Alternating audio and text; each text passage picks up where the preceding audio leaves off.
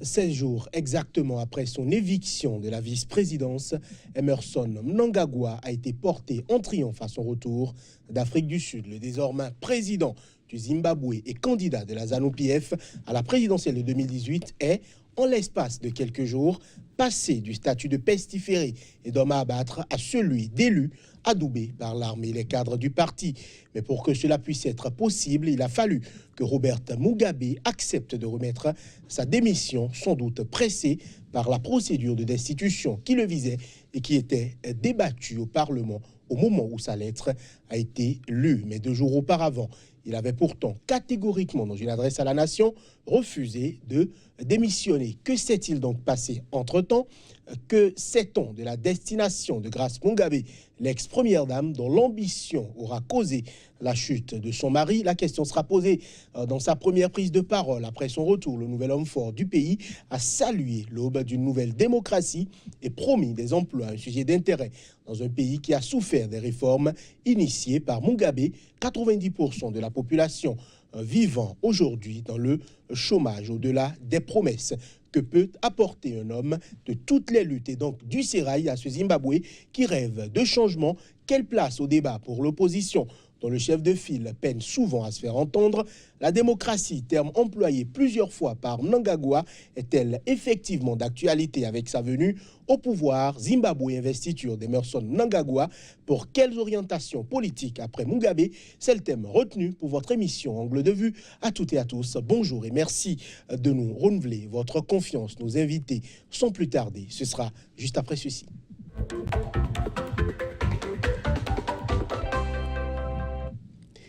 Et sur ce plateau, pour en parler, d'abord Lamine Cissé, bonjour. Bonjour.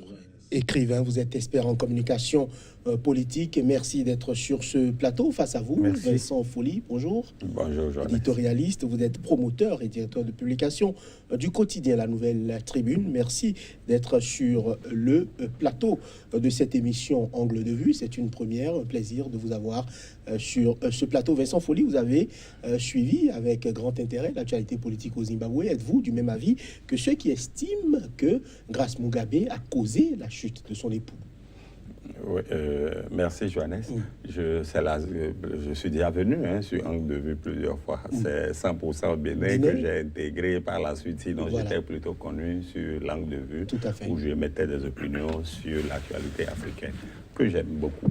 Ce pays, l'Afrique, c'est notre continent. Tout à fait. Et c'est notre territoire.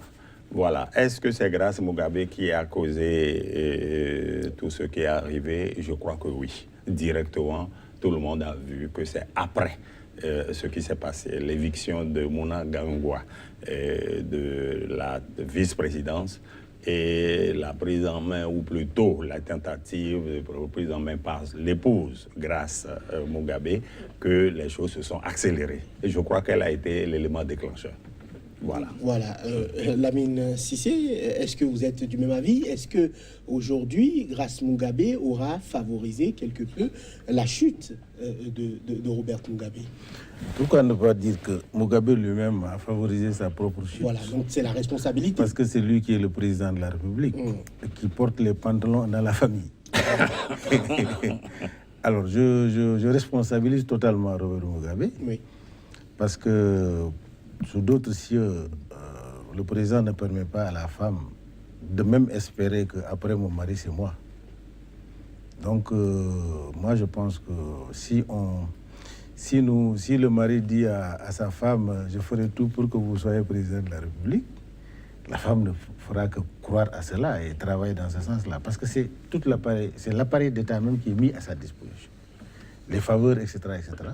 Donc, toute femme, même paysan, future paysanne, dans le village, s'il a des faveurs que Grace a, il peut espérer être président de la République. Voilà.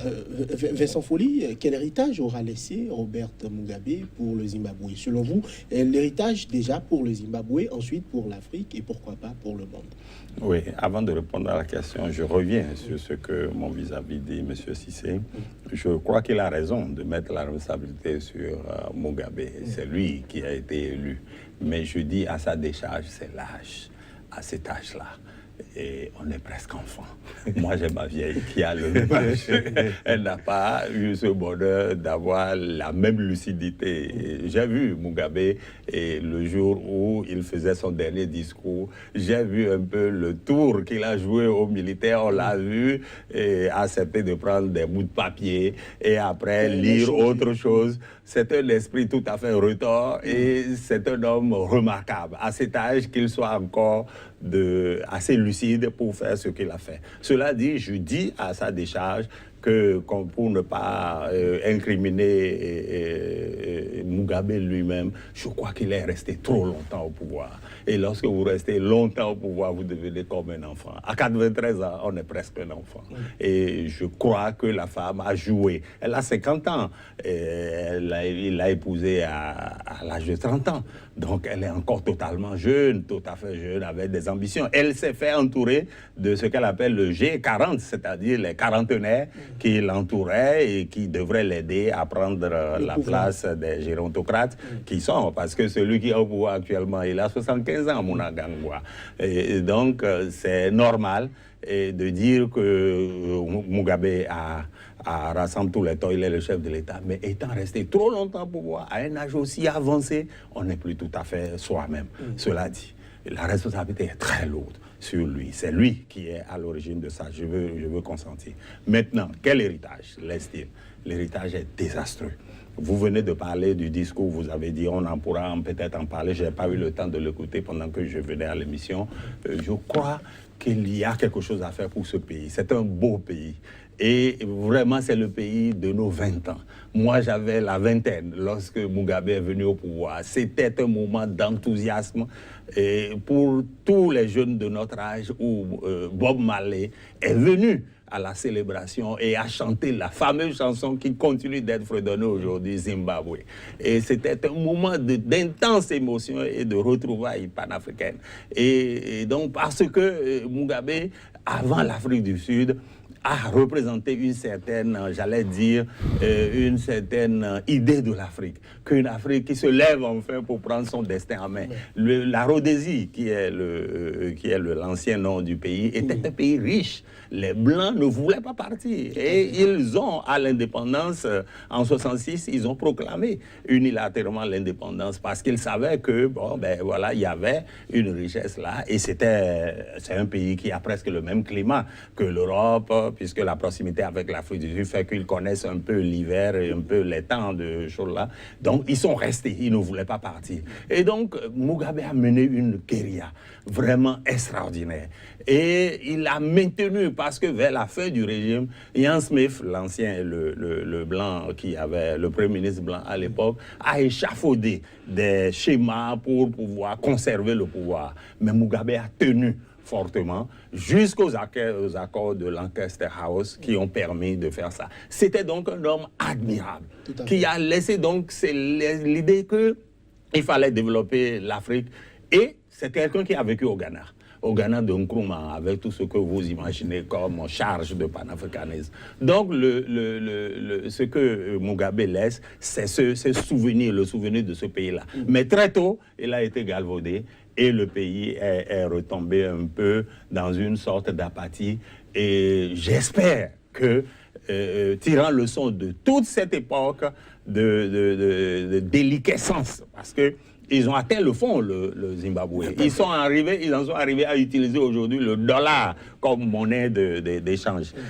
Donc, le pays est tombé bas et il faut souhaiter que le pays se relève tous ensemble avec l'opposition et que Mugabe, le successeur de Mugabe, ne prenne pas le pouvoir tout seul comme Mugabe l'a fait, qu'il associe tout le monde dans un esprit d'union pour que le pays renaisse. Voilà ce que je peux dire à cette étape. M. Cissé, sans vous arracher la parole. Non, pas du tout.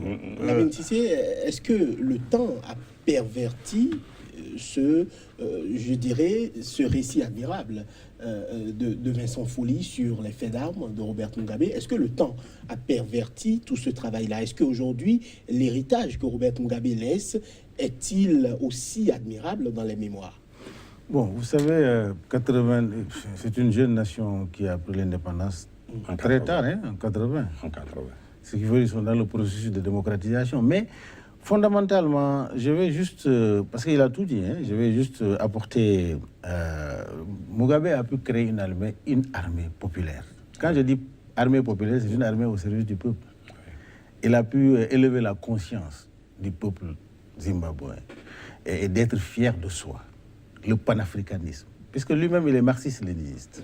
Donc ça, c'est un fondement qui permettra aux Zimbabwéens de bondir.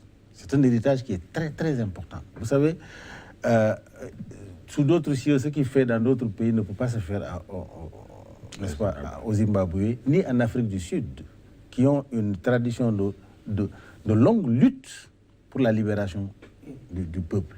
C'est extrêmement important. Donc, moi, je dirais que votre dernière question, c'est... la dernière question, c'est l'héritage qu'il laisse. C'est ça, c'est un héritage qui est important, parce que ça créera les fondamentaux de développement. Mais maintenant, est-ce que cet héritage-là n'est pas quelque peu perverti? Non, je dirais que le fondement est là. Le fondement, c'est-à-dire que c'est l'esprit, le changement des mentalités des peuples qui peuvent amener vers le développement. Et ils ont réussi cela. Celui qui est venu actuellement, il ne peut pas faire comme Mugabe, ce n'est pas possible. Parce qu'en fait, vous voyez comment l'armée a pu... Parce que ZANU-PF, c'est le fondement, c'est presque un parti d'État. OK? ZANU-PF, tous les généraux, ils sont passés par ZANU-PF. Oui. C'est le parti qui est au pouvoir, qui change, qui... Maintenant, ça ne peut pas se faire comme Robert Mugabe a fait, parce que Robert Mugabe a fait, le peuple zimbabwéen lui reconnaît ce sacrifice. Il a fait 11 ans de prison, 10 ans du moins. Oui. Il a mené la guerre, il était prêt à se sacrifier. Et évidemment, avec son premier ministre, le vice-président qui vient d'être élu également, ils ont mené le combat ensemble. Tout à fait. Donc pour moi, quand j'entends transition, je dis, mais c'est une continuité. La transition se fera que quand le nouveau président nous montre la feuille de route qui soit claire, mais ils ont gouverné ensemble et le Zimbabwe est dans une situation difficile, mais je sais que le peuple zimbabwéen, la conscience est tellement élevée, la conscience citoyenne et panafricaine est tellement élevée que c'est un fondement sûr pour permettre aux Zimbabwéens de bondir. Tout à fait. Vincent Folly, le choix d'Emmerson Mnangagwa, nous allons en parler. Est-ce que ce choix est naturel selon vous? Est-ce que ce choix n'est pas critiquable? Non, on peut tout critiquer. Et Mnangagwa était déjà vice-président. Et c'est de cette position qu'il espérait succéder à Mugabe. Et moi, je crois que tout ce qui arrive dans un pays est bon. C'est-à-dire que ce que Mugabe a fait en plaçant son épouse en position de succession, ça a permis ce que nous avons vu. Sinon, si la succession avait eu lieu normalement, le vieux était mort au combat, qu'est-ce qui se serait arrivé? Moi, je crois que le coup de force des militaires, parce qu'il faut dire que c'est un coup de force déguisé. Et ils ont tout fait pour ménager Mugabe, parce qu'ils ont vu le sage de l'Afrique, parce qu'il y a le président Gbagbo, avec tout ce que nous avons vu, ça traîne devant comment on appelle, les petits soldats, dans une tenue qui n'était pas très honorable. Tout le monde se souvient de ça. Et je crois que l'effet de la chute de Compaoré aussi a joué. On ne veut plus que nos chefs d'État soient traînés un peu dans la boue. Et je comprends les militaires zimbabwéens. Ce que je ne comprends pas, c'est l'hypocrisie de toute la classe politique africaine, de nos organisations, qui savaient que Mugabe était très vieux et donc sénile, et qui disaient, bon, ils veulent faire coup d'État. Non, on n'acceptera pas le coup d'État. Quelle est cette façon de toujours considérer qu'une situation qui est pourrie doit être tranchée d'une certaine manière? Moi, les coups d'État, les chefs d'État ont dit qu'ils n'en étaient pas favorables parce que ce n'était pas le meilleur moyen. Mais qu'est-ce qu'il faut faire lorsque un régime sénile s'incruse au pouvoir et qu'il empêche, qu'il n'y a aucun horizon possible d'ouverture? Qu'est-ce qu'il faut faire? Les militaires étaient venus au bon moment, les militaires zimbabwéens étaient venus au bon moment. Ils n'ont pas voulu faire un coup d'État classique, je vous ai dit, leur méthode, mais c'est un coup de force qu'ils ont fait. Et donc je dis, et pour répondre à votre question qui était, si vous me rappelez, parce que là... La question, c'est de savoir si le choix de Emmerson Mnangagwa s'imposait, puisque dès lors qu'il a été évincé, il aurait dit, écoutez, je reviendrai.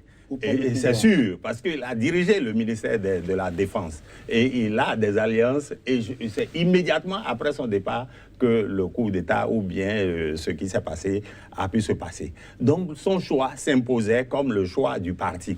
Il a parlé de l'armée de libération, mais il a parlé aussi de la ZANU-PF. C'est un parti de type marxiste-léniniste, construit sur le modèle même des Chinois, où le parti a la force sur tout. Et le choix, c'était déjà le choix arrêté par Mugabe, parce que c'est quelqu'un qui a mené la lutte avec lui. Et maintenant, c'est intéressant de suivre ce qui va se passer au regard de ce que vous m'avez dit qu'il a pu dire. Je pense qu'il ne peut plus diriger comme Mugabe a dirigé. Les temps ont changé. Et les changements vont se faire ensemble avec l'opposition zimbabwéenne qui a été malmenée par Mugabe, il faut le dire.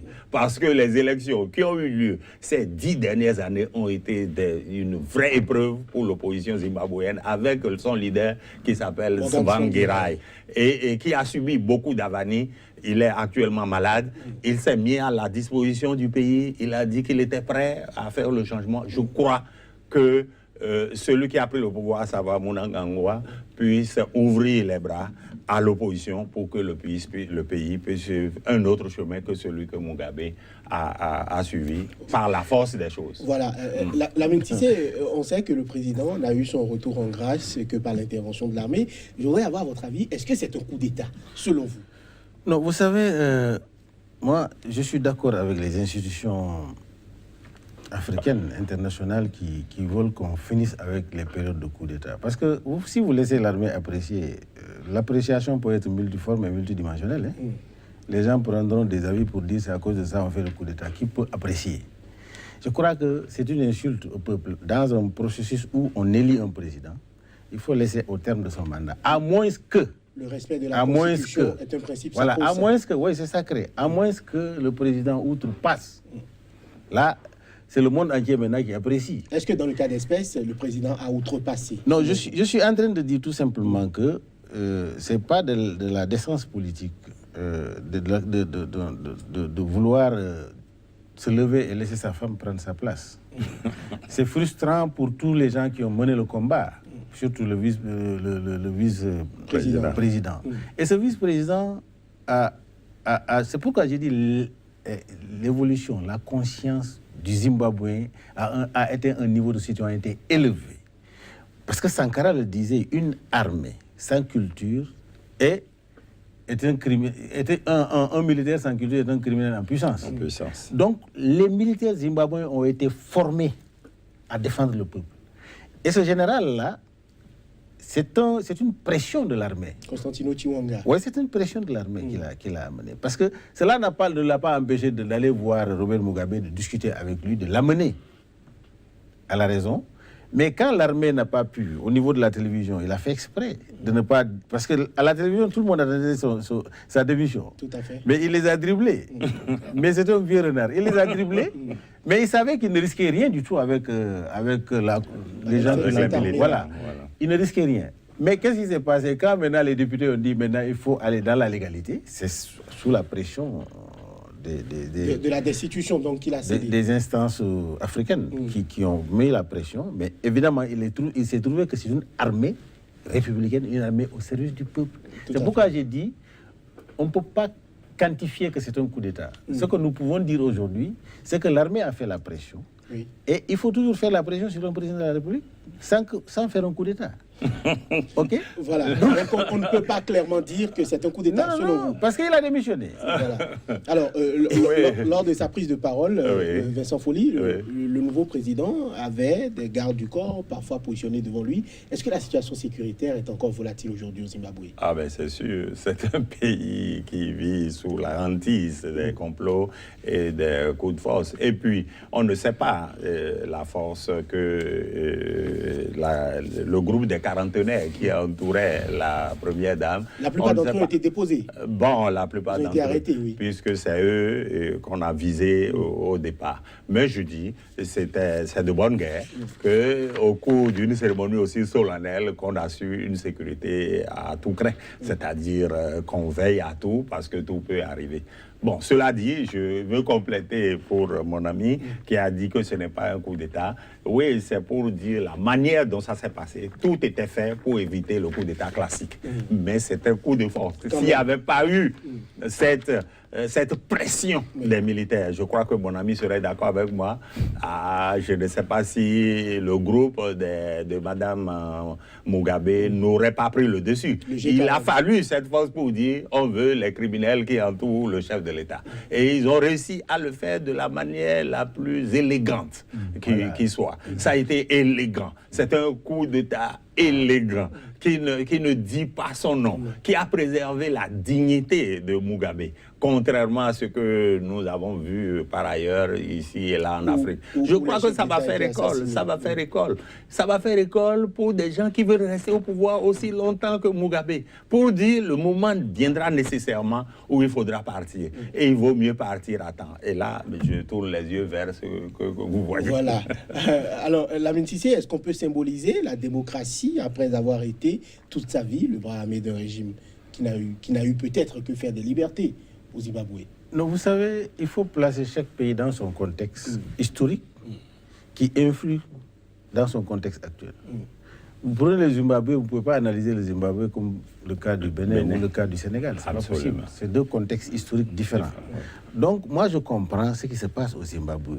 C'est une mutation vers une démocratisation. Parce que l'histoire politique du Zimbabwe, c'est la guérilla, c'est s'affirmer.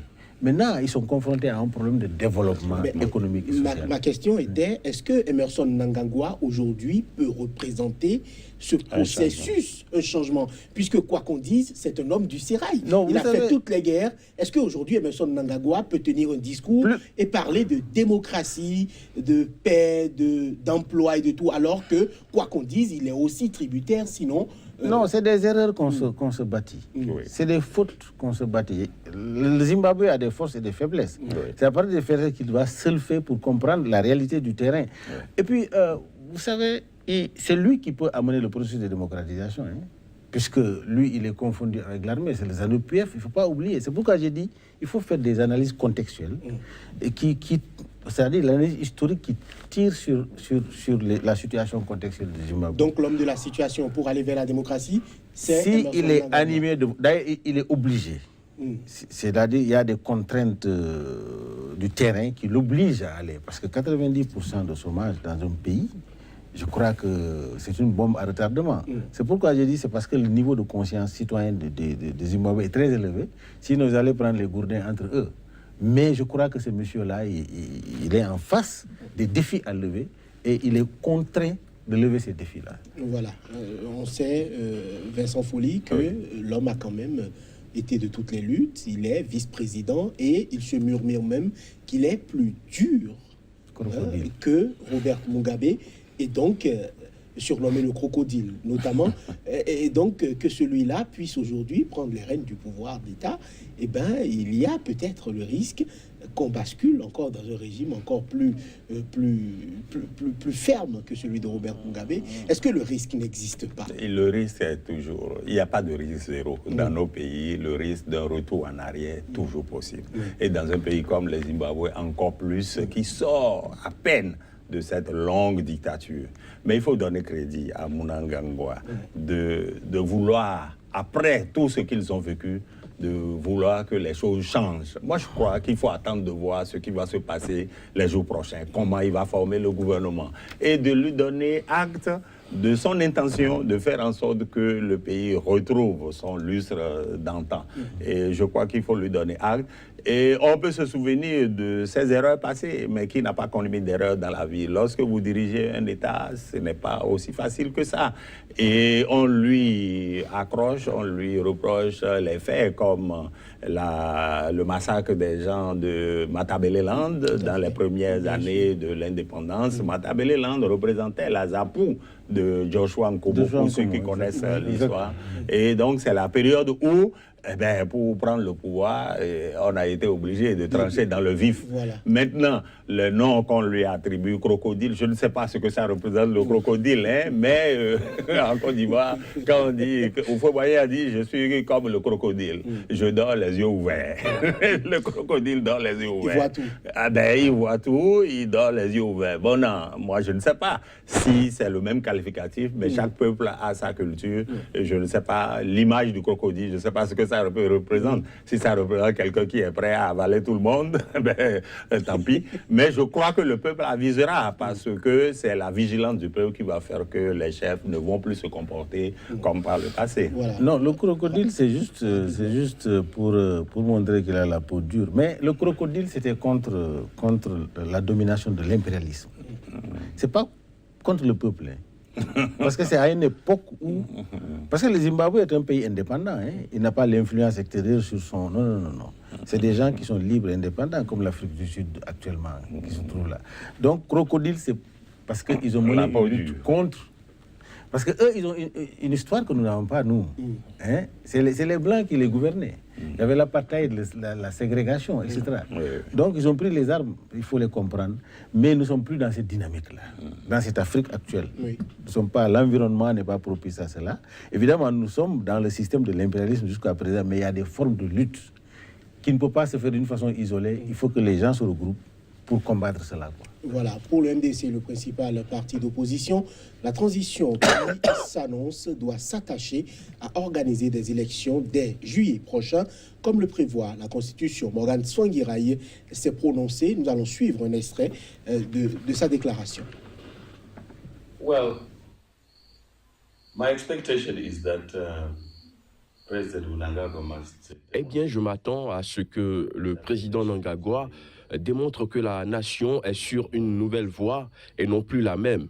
J'espère qu'il évitera la tentation de suivre la position belliqueuse sur le maintien au pouvoir plutôt que de respecter les droits du peuple et de donner aux gens l'espoir et inspirer une nouvelle direction pour le pays.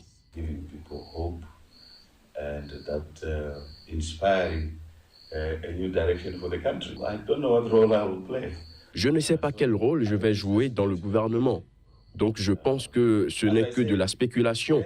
Comme je l'ai dit, toute discussion sur la structure et la nature du gouvernement qui inclura l'opposition doit tenir compte du fait qu'elle doit être négociée.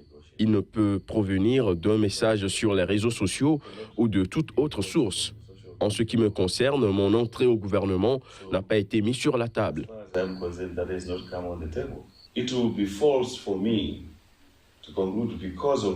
Ce sera faux de conclure qu'à cause de sa chute, Mugabe n'a donc pas joué un rôle dans ce pays. Il l'a fait pendant la lutte de libération, après la libération, et ce furent des moments positifs. Non, je ne sais pas ce que les Zimbabwéens qui sont pris dans ce conflit d'émotions entre un héros et un méchant vont penser. Vincent Folly, votre avis sur le discours du chef de file de l'opposition, Morgan Tsvangirai. Il refuse de critiquer l'héritage que laisse Robert Mugabe malgré toutes les affres qu'il a eu à subir en tant que leader de l'opposition. Et il se positionne aussi sur les aspirations du peuple que doit entendre ou que doit écouter, que doit mettre en pratique le président Emmerson Mnangagwa. Oui, son discours est assez équilibré. Il n'a pas, je crois qu'il est assez réaliste pour dire qu'il ne va pas jouer les premiers rôles. Il sait que le parti opposé est très fort et a les moyens d'imposer. Mais il est en même temps prêt à jouer un rôle. Mais en disant, bon, ben voilà, si je ne peux pas le jouer, je suis prêt à contribuer, mais il faut que le président qui s'installe là ne fasse pas ce que l'autre a fait. Et je crois que de ce que nous avons pu entendre, de ce qui s'est passé, on peut espérer que le Zimbabwe va rebondir de mon pied si effectivement les acteurs politiques arrivent à s'associer et que les choses ne se passent pas comme ça s'est passé dans un passé récent. Je crois que le pays est promis à un bel avenir si les fils a réussi à s'asseoir. Donc, les jours qui viennent vont nous situer sur l'orientation que le régime va suivre, mais il faut souhaiter que cette orientation soit bonne pour le pays qui a déjà trop souffert. Voilà, le mouvement pour le changement démocratique veut des élections sous l'égide de la communauté internationale. Oui. Est-ce qu'aujourd'hui, le sentiment de suspicion... Ça, c'est un parti qui le dit. Oui. C'est un parti qui le réclame. Le principal parti d'opposition. Je crois que le Zimbabwe est trop fier. Les Zimbabwe... pourquoi il faut coûte que coûte qu'il y ait... Moi, sur ce point de vue, vous savez, Morgan Tsvangirai lui-même, il est mesuré parce qu'il ne peut pas salir Mugabe. Il reconnaît un peu que c'est un homme, n'est-ce pas, qui a fait l'histoire du Zimbabwe. D'ailleurs, un homme avec qui il a eu à collaborer. Voilà, il a été pragmatique. Maintenant, lui aussi, il est décrit par les autres comme les pions de l'impérialisme occidental. C'est ça qui fait. Donc, il doit être très, très prudent et très mesuré. Alors, ce que moi, je voudrais tout simplement, que les Zimbabwéens se font confiance. Nous avons l'Union africaine. Nous avons ils sont dans la SADC. C'est quelle? La SADC. La SADC. Oui. Mais nous avons toutes ces institutions qui sont africaines. Il faut que nous soyons fiers de nous et permettre à ces institutions-là de venir aider le Zimbabwe. Lamine Cissé, les Zimbabwéens estiment que la SADC n'a jamais levé le petit doigt pour leur venir en aide quand ils subissaient les affres de certaines décisions du président Robert Mugabe. Donc aujourd'hui, la SADC ne devrait pas s'immiscer dans la crise qu'ils sont en train de traverser. Toutes les actions de Robert Mugabe sont constitutionnelles. Limoger un premier ministre, il a le droit. Mais donc, la SADC va venir faire quoi? Président, vous avez limogé, vous ne devez pas limoger. Non, le problème n'est pas à ce niveau-là. Quand les réformes agraires se faisaient en 2000, qui ont fait déborder le vase, il paraît qu'il y a plus de 4500 fermiers qui ont quitté le pays. Je crois qu'à cette époque, moi personnellement, en tant que panafricain, j'ai dit que ce n'était pas la bonne méthode. Il est bien, évidemment, de permettre aux Zimbabwéens, mais il faut déjà les former d'abord, n'est-ce pas, au métier, et leur permettre ensuite, d'une façon graduelle, qu'ils reprennent leur place.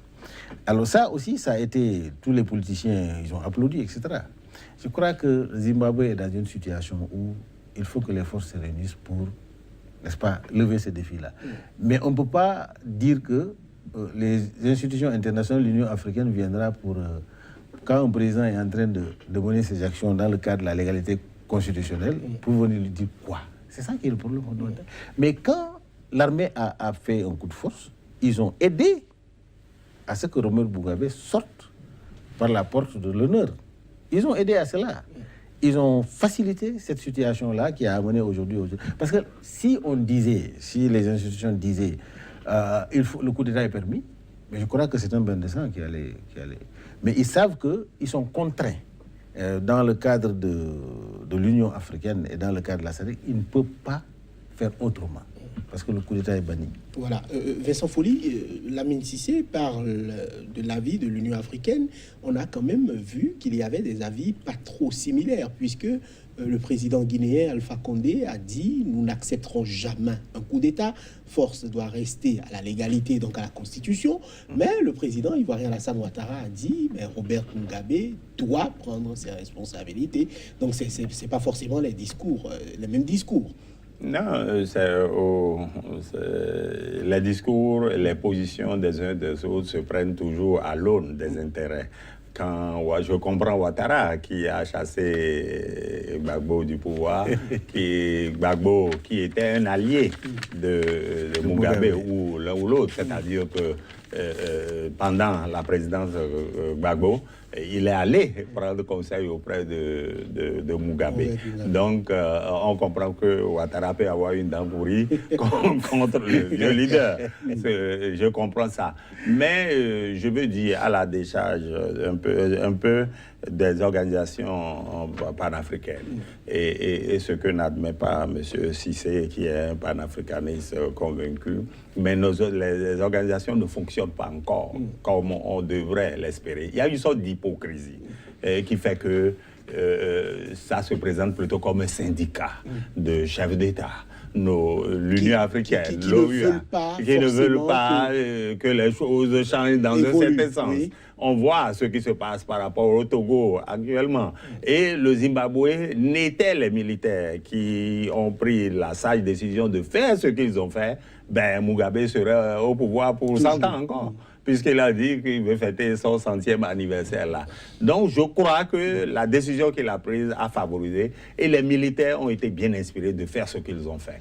Et la communauté internationale, ou ce qu'on appelle comme ça, c'est-à-dire l'Union africaine ou la SADC, devrait, au lieu de faire la politique de l'autruche, et de dire on ne veut pas voir que la situation grave qui existe au Zimbabwe. On ne veut pas voir que si le peuple lui-même ne se soulève pas, si les changements ne viennent pas de manière démocratique, ah bon, nous ne voulons pas tolérer. Mais c'est des histoires. Je crois que l'histoire va évoluer dans nos pays avec des mouvements comme ce qui s'est passé au Zimbabwe, avec des mouvements comme ce qui s'est passé au Burkina. Eh bien, lorsque quelqu'un refuse de partir, soit le peuple se soulève et lui montre la voie de la porte de sortie. Soit lorsque la situation n'est pas mûre pour que le peuple lui-même se soulève. Parce qu'on a vu les mouvements qui ont eu lieu au lendemain du coup de force des militaires. Si les militaires n'avaient pas eu cette force-là, ZANU, qui est un parti bien structuré, est-ce que les gens se seraient levés spontanément pour contrer Mugabe? Je crois que ce ne serait pas facile. Donc, moi je dis, d'une certaine manière, les organisations panafricaines doivent sortir de l'hypocrisie. Mais peuvent-elles sortir de l'hypocrisie? Je ne crois pas, puisque c'est un syndicat de chefs d'État. Ils se reconnaissent et ils s'acceptent. Et ils n'acceptent pas qu'on les enlève par une méthode qui ne serait pas la bonne. Mais toutes les méthodes sont bonnes pour les populations lorsque la situation est bloquée. Et les populations sont invitées à choisir toutes les voies de salut. Voilà. Lamine Cissé, nous allons évoluer. Non, il ne sera pas d'accord. C'est un panafricaniste qui n'a pas... Nous allons évoluer. Le nouveau président, dans son discours d'investiture, vient de déclarer, Lamine Cissé, qu'il permettrait à ce qu'on indemnise les Zimbabwéens blancs qui ont été dépossédés de leurs terres, notamment dans le cadre du vaste projet de Robert Mugabe de restituer les terres aux Noirs. Votre avis sur déjà cette première annonce forte du premier discours d'Emmerson Mnangagwa en tant que chef d'État du Zimbabwe? Oui, parce que en fait, moi, je suis d'accord pour l'indemnisation. Oui, puisque c'est des gens qui ont investi, ils ont contribué au développement des Zimbabwe, bien que c'est d'une façon un peu discriminatoire, c'est qu'ils ont trouvé n'est-ce pas, des fondamentaux qui n'ont pas pu changer. Mais il faut les indemniser pour encourager, n'est-ce pas, cette dynamique de réconciliation nationale. Je suis d'accord avec ça. Mais en une minute, s'il vous plaît, parce que le problème est que si nous voudrions que les institutions internationales se substituent au chef d'État pour décider à la place des peuples, de quelle démocratie on parle? Donc on aurait invincé Paul Biya qui a fait combien d'années au pouvoir? Il faut aller au Togo. Le Togo, qu'est-ce qui se passe? L'opposition a dit que ce monsieur-là doit arrêter son mandat en cours et il doit quitter le pouvoir. Il faut que l'Union africaine vienne dire quitte le pouvoir. Non, c'est-à-dire qu'il faut qu'on soit pragmatique. L'Union africaine ne peut pas se substituer à une population. C'est pas possible. Et si les mêmes chefs d'État vont s'asseoir, d'autres n'ont jamais fait des élections transparentes chez eux, et d'autres sont dans le processus de démocratisation, même si d'autres sont des dictateurs déguisés en démocratie. Vous voulez que l'Union africaine règle ces problèmes-là? Par quel mécanisme? C'est pas possible. C'est-à-dire qu'il faut que nous disons les coups d'État ne sont plus tolérés en Afrique. Ça déjà, c'est mettre l'armée dans les casernes. Mais si par exemple le peuple est en train d'être massacré et que l'armée se lève, ça, c'est des actions saluées qui vont être saluées. On a vu le même problème au Niger. Mais même au Zimbabwe, les militaires ont été applaudis. Non, ils n'ont pas. Oui, d'accord, ils n'ont pas. Copieusement applaudi. Oui, d'accord. Ils n'ont pas fait. Vous faites allusion au Burkina Faso. Le Burkina Faso, c'est la même chose qui s'est passé au Zimbabwe. C'est-à-dire que c'est le parti de Blaise Compaoré qui a remplacé Blaise Compaoré. C'est son propre parti. Il n'y a pas une révolution populaire qui est venue d'ailleurs, non.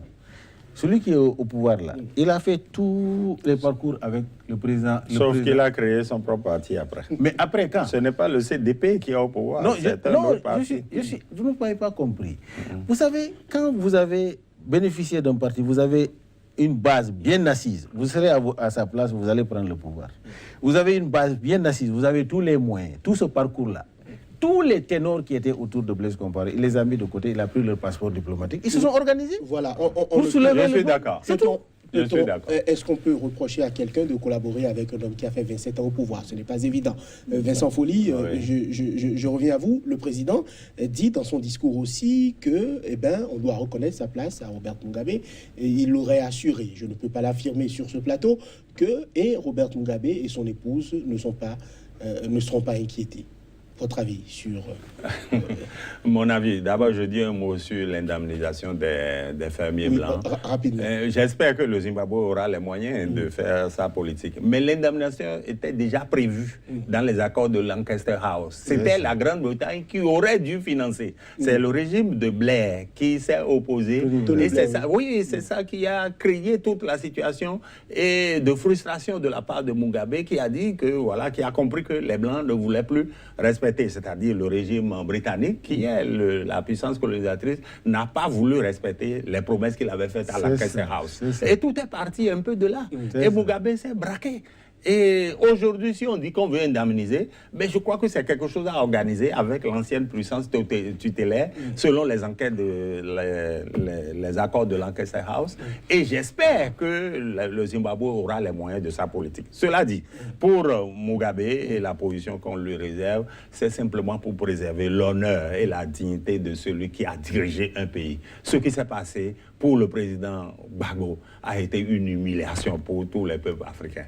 De mon point de vue, il ne mérite pas d'être, de mon point de vue, à la CPI. Et je suis de ceux qui pensent que Gbagbo a sa place dans le paysage politique en Côte d'Ivoire, pour avoir vécu longtemps dans ce pays. Et je dis donc que si on veut réserver une place à Mugabe et à son épouse, à savoir ne pas les violenter, leur donner une sorte d'amnistie, c'est un peu regrettable. Parce qu'il faut que chacun paye pour les crimes. La femme et la clique qui l'entoure devraient payer pour les crimes qu'ils ont commis. Et si Mugabe a commis des actes répréhensibles, qu'on ait l'honneur, qu'on ait au moins la possibilité de rappeler ce qu'il a fait. Les massacres de Matabeleland et toutes les exactions qui ont été commises à l'endroit des opposants pendant les élections. Je crois qu'il y a une possibilité de créer une sorte de commission vérité que l'Afrique du Sud a initiée et qui est une manière africaine de régler nos problèmes. Parce qu'on ne peut pas faire l'impasse sur tout ce qui s'est passé en disant, bon, on a tué, le bon, le méchant sont les mêmes. Non, je ne crois pas. Je crois qu'il faut une période de catharsis pour tout le peuple zimbabwéen et qu'on permette à une commission vérité et réconciliation de rappeler ce qui s'est passé et le rôle que chacun a joué. Après ça, on peut pardonner. Voilà. Ouais, mais là, c'est de réveiller les vieux démons. Il faut aller jusqu'au blanc. La rhodésie blanche. Pourquoi pas? Je crois que cette dynamique-là, ça va réveiller les démons. Et je pense qu'on ne peut pas faire des omelettes sans casser les œufs. Robert Mugabe, je crois qu'il faut le laisser tranquillement. Voilà, Lamine Cissé. C'est un admirateur de Mugabe. Voilà, vos avis sont clairs, messieurs. C'est donc une invite à la paix et au développement. C'est l'essentiel à retenir de ce plateau consacré. Ah non, on ne retient pas ça. Il ne faut pas pardonner pour pardonner. Oui. Il faut que chacun expie les fautes qu'il a commises. Voilà. Voilà, merci beaucoup à vous. Je rappelle que vous êtes Vincent Folly, vous êtes éditorialiste, promoteur et directeur de publication du quotidien La Nouvelle Tribune. Face à vous aujourd'hui, il y avait Lamine Cissé, écrivain expert en communication politique. Messieurs, merci d'avoir été sur ce plateau. Merci. Ce sera déjà tout pour cette émission. Merci de nous avoir suivis. À très bientôt sur SICA. Merci beaucoup. Ah, mais c'était bien. Monsieur Cissé. Mais